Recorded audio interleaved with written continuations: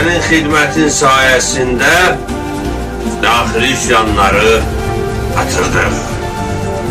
Əfqan tayfalarını geri oturtduq. Ən əsası,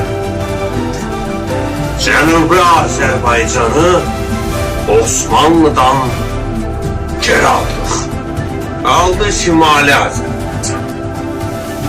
Onu da geç-tez alacaq. Mən istəyirəm sənin bu xidmətini qiymətləndirim. Sizdən heç bir təmənnam yoxdur, Şah Həzrətləri. Mən hər şeyi vətənim uğrunda eləmişəm.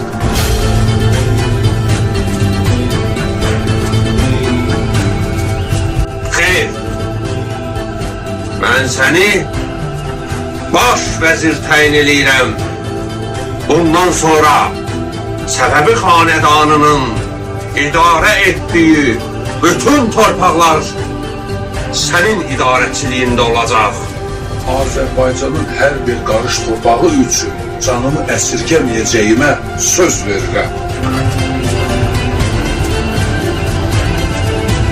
Nadir xan, səni baş vəzir təyin etməkdə bir məqsədim var. Buyur Əlahəzrət. Osmanlılarla növbəti döyüşə mən gedəcəyəm. Sənsə paytaxt İsfahanda oturub dövləti idarə edəcəksən.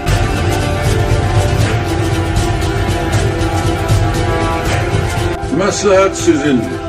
Nə istəyirsiniz, onu da edin. Ancaq Osmanlılarla ehtiyatlı olmaq lazımdır. Əmin olun, Əfqanları da, Özbəkləri də onlar üstümüzə qaldırıb. Bundan sonrası mənim nəzarətimdir. Saray daxili məsələləri isə sən həll edəcəksən.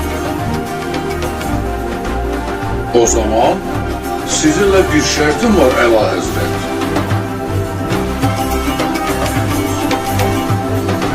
Döyüşdə məğlub olsanız, taxtı tacdan vaz keçəcəksiniz. Mən qədim Türk töhrələrinə uyğun olaraq qurultay çağıracağam və hakimiyyətə övladınız Abbasi keçirəcəyəm. Nə nağıl danışırsan Nadir? Abbasın heç bir yaşı tamam olmayıb. O həddi quluba çatana qədər dövləti